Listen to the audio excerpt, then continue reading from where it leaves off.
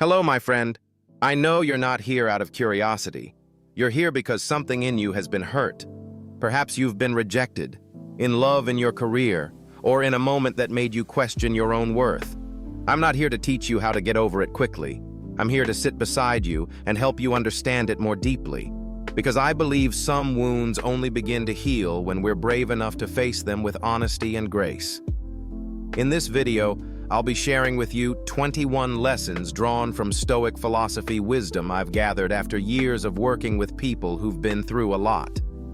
People like you who are learning how to move forward, not just stronger but calmer and more at peace. And if you're truly serious about your journey of growth and healing, I've created a free ebook just for you. Standing Strong. After Loss. Stoic Lessons for Inner Peace. You can get it completely free just by watching the video till the end and following the instructions at the final part. But before we begin, I invite you to reflect on one question. If you were never rejected, would you still know what's truly meant for you? The answer might just appear in the lessons that follow. Sign 1. The Mask of Praise. Have you ever walked away from a conversation with a smile on your face, yet something inside you felt off? Their words sounded pleasant. The tone was sweet, but deep down, something whispered, "This isn't real." That's the sting of a compliment wrapped in thorns, a kind of encouragement that sounds warm, but is designed to make you feel small. It's like a velvet glove hiding a blade. I remember an older man once considered my mentor congratulated me when I got promoted. "Finally, you've made some progress, huh?" It sounded like a joke, but when I got home, the words grew heavier. Every time I achieved something, he would slip in a phrase that made me doubt myself. The breaking point came during a farewell party. He raised his glass and said, "I always believed that one day after all the struggling you'd manage to make it." The room laughed. I laughed too. But that night I lay awake not because of what he said, but because I had believed it for too long that my success was nothing more than finally good enough. People like this are often praised by society for their manners, for their thoughtfulness. They remember your birthday. They show up when you're sick. They say all the right things. But beneath the charm lies control. They don't need to shout. They can still make you feel small, and the world still sees them as kind. Stoicism teaches us this. You cannot control another person's tongue, but you can always control your response. Don't let fake praise turn you into a puppet of emotion. When a comment unsettles you, pause and ask, does this reflect me or their own fear? Because sometimes the people who make you doubt yourself are the ones afraid you'll grow stronger than them. And when you see that truth, you'll master the quiet strength of a Stoic warrior. No arguing, no retaliation, just the unshakable choice not to let those hidden thorns take root in your mind. Sign 2. Present but never loyal. Have you ever felt this? When life falls apart, someone suddenly appears full of care. They call, they text, they show up the moment you're at your weakest. And you think, this is a real friend. You open your heart. You share your pain. For a while, it feels like love, like understanding. But then when you need them most, they vanish. No explanation, no message, just a cold, heavy silence. That's the kind of person I call a spectator of your life's theater.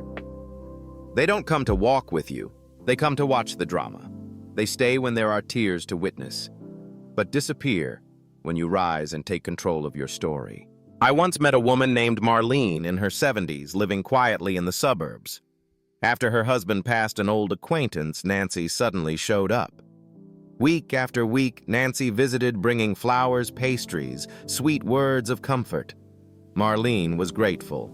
She thought, thank God, I still have friends who care. Until one day at a book club, Marlene overheard Nancy sharing one of her most intimate, tear-soaked stories, turning it into a casual anecdote for strangers. Not out of malice, but as a conversation starter. For Marlene, it was betrayal disguised as small talk. Here's the truth. Not everyone who shows up is there to help you. Some come only to witness, to collect stories. And when they leave, they don't just take your trust, they take a piece of your faith in people. Marcus Aurelius warned us. Seek those who make you better, and let them find the good in you. A true friend stands with you, not just when you fall, but when you're silent, when there's nothing dramatic, nothing to give, nothing to entertain. They don't use your pain to decorate their conversations. Observe without reacting. When someone appears only for your chaos, then vanishes when you need quiet loyalty. Understand this, that's not friendship. That's a pastime built on someone else's suffering. The Stoic warrior does not hold grudges, but he knows when to close the door not from hate but from self-respect. And here lies the deepest lesson. Don't measure friendship by how often they show up during your storms. Look instead at who remains when the skies are calm, when all that's left is silence. Sign 3, when listening turns into control. Have you ever trusted someone so deeply that you told them everything, your fears, your failures, even the nights you cried alone, and for a moment it felt like relief? You thought, finally someone truly understands me. But one day the truth surfaces. That person didn't just remember the details of your pain, they archived them as a form of power. And when the moment came, they didn't use that knowledge to heal you, but to control you. These are the people who seem empathetic, but in reality they're collectors gathering fragments of your soul. I remember the story of Hal, an elderly man living quietly in an apartment complex. After his wife passed, Hal was drowning in loneliness. Then came Ruth, a cheerful neighbor who always smiled, always asked how he was doing, always said, "You can talk to me about anything." So Hal opened up. He told her about sleepless nights, about feeling useless after retirement, about the guilt of never apologizing to his son. He thought Ruth was a safe harbor. Until one day at a community party, Hal overheard Ruth retelling those same stories as jokes, as casual conversation starters. In that instant, Hal's trust shattered. People like Ruth aren't always malicious. They often think, I'm just sharing to make the story interesting. But in reality, they turn someone else's pain into a tool for control, for attention, for social advantage. Epictetus once said, "Be silent for the most part, and if you speak, let it be what is necessary in few words." Not because Stoics fear connection, but because they understand this. Not everyone who wants to know your story is safe for your soul. Oversharing can become the very trap that binds you. If someone constantly reminds you of your wounds but never your strength, be cautious. A true friend will call you back to the light, not chain you to your scars. The Stoic warrior does not close his heart, but he guards his gates. He does not seek revenge. He does not expose. He simply stops feeding the fire of those who burn other people's stories for warmth. Remember this. Your secrets are not small talk. They are the truth of your life. And you have every right to protect them like a treasure. Sign 4, gentle words that bind. Have you ever shared a dream with someone, something that made your heart race, only to feel that dream shrink the moment they responded? Not because they said, "Don't do it." No. They just tilted their head, smiled softly and whispered, "Sounds ambitious, but is it really right for someone your age?" Just a few words, yet they wrap around you like an invisible rope. This is the sweet poison of limitation. It doesn't come from enemies. It often comes from those you trust, people who claim they only want your happiness. I once worked with a man named Ron, much older than me, considered the mentor of our department. When I got promoted, he was the first to congratulate me. He said, "I'm proud of you, but don't take too many risks. Just take it slow." Sounds caring, right? And I believed him. So whenever I had new ideas, I heard the same gentle cautions. That's a bit too much for your position. Don't embarrass yourself in front of leadership. I thought he was protecting me from mistakes. But then I noticed something every time I played small, He seemed more comfortable. And when a project I led finally succeeded, he said in front of everyone, "That was pure luck. If I hadn't reined him in, it could have been a disaster." Sound familiar? People like Ron aren't monsters. They're afraid. Your progress forces them to face their own stagnation. And instead of confronting that shadow, they dim your light. For those of us over 50, this is even more dangerous. Society whispers, "It's time to slow down." Dreaming at this age. Really? And when friends or family echo those whispers, soft, well-meaning, it strengthens the fear that your time has passed. Marcus Aurelius wrote, "The opinion of 10,000 men is worthless if none of them understand the matter at hand."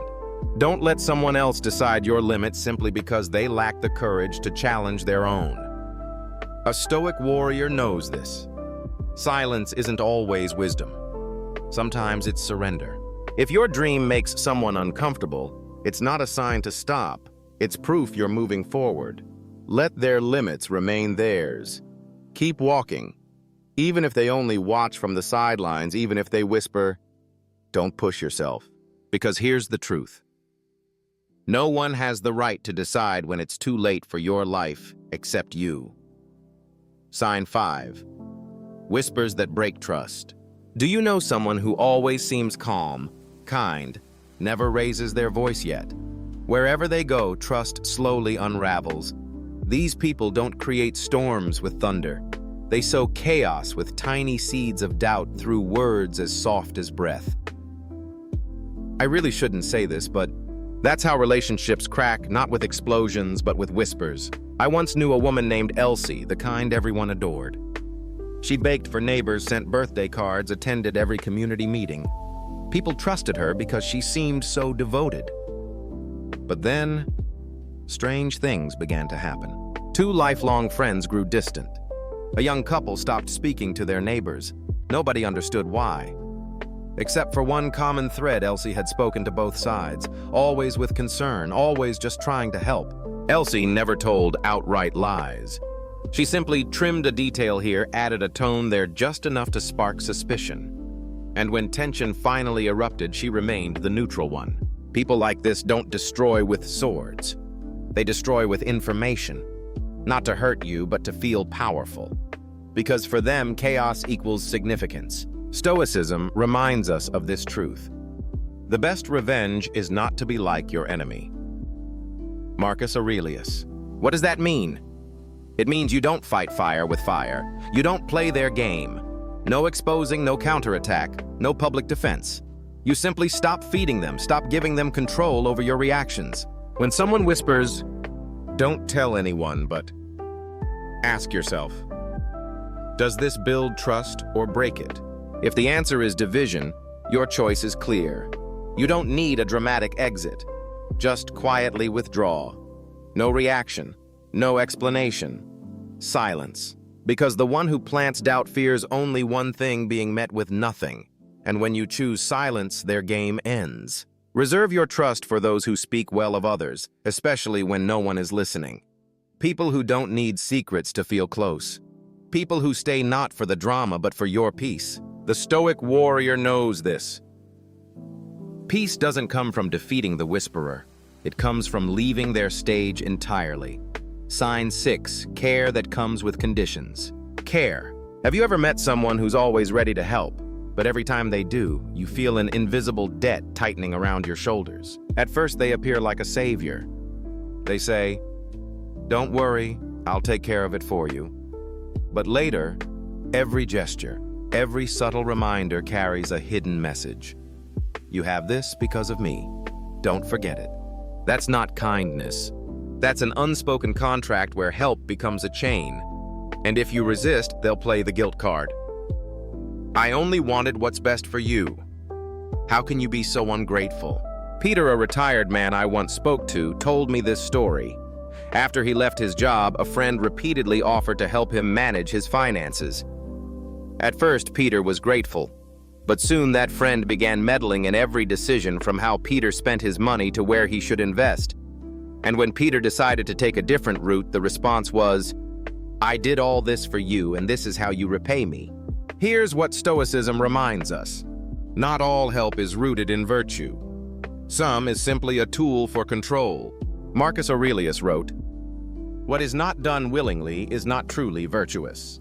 A person who genuinely cares never turns their support into a leash. They don't keep score because their acts come from love, not a hunger for power. So if someone makes you feel like you owe them your freedom, remember this. True kindness doesn't send invoices. And inner freedom begins the moment you summon the courage to cut away false emotional debts. Sign 7 apologies that are never sincere. Have you ever met someone who says, "I'm sorry," but you know they don't truly mean it? Their apology feels like a tactic to end the conversation, not to heal the wound. They say things like, "I'm sorry if you felt hurt." Sound familiar? That's not taking responsibility. That's shifting the blame onto you. The problem isn't their action, it's your feelings. People like this don't seek to repair, they seek to maintain an image.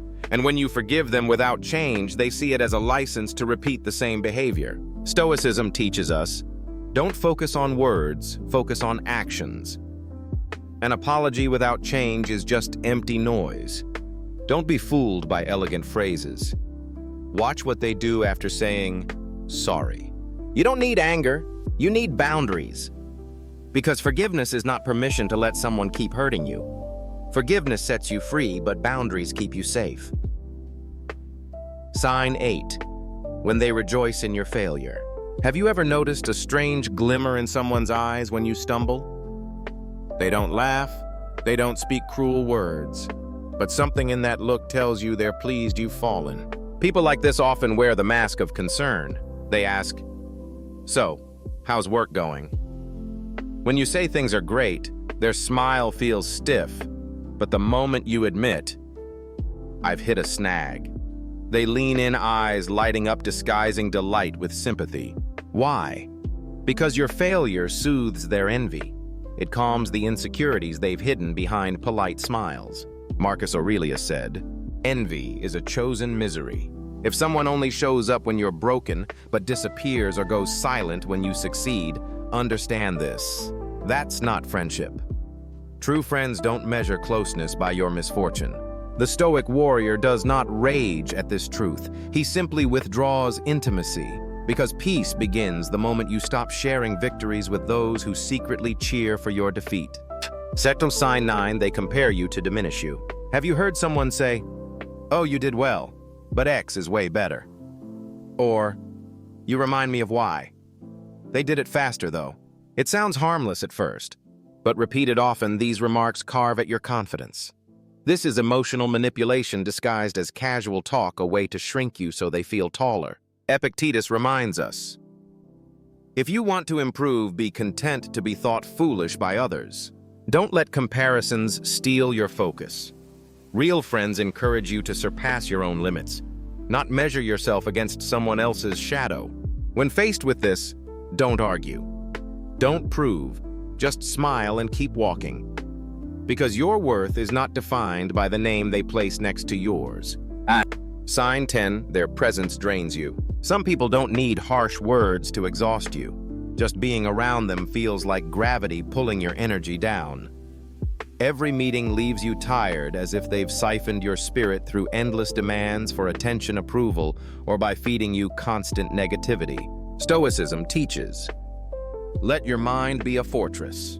If someone repeatedly unsettles your peace, leaves you doubting yourself, or surrounds you with chaos, that's not a healthy connection. Your peace is your responsibility. Don't let guilt or habit keep you in an orbit that drains your life force. Because as Marcus Aurelius wrote, you will never find peace if your mind is dragged along by others. Sometimes walking away is not cruelty. It's an act of love for yourself. And as promised, you can now receive the free ebook, Healing After Rejection, Stoic Wisdom for the Mature Soul. Click the link in the description to download it. It's a gift I've written from the heart for those brave enough to keep moving forward. If you found this video meaningful, don't forget to like, subscribe, and share. The journey isn't over, and we will meet again, like old friends, the kind who have fallen and still choose to rise.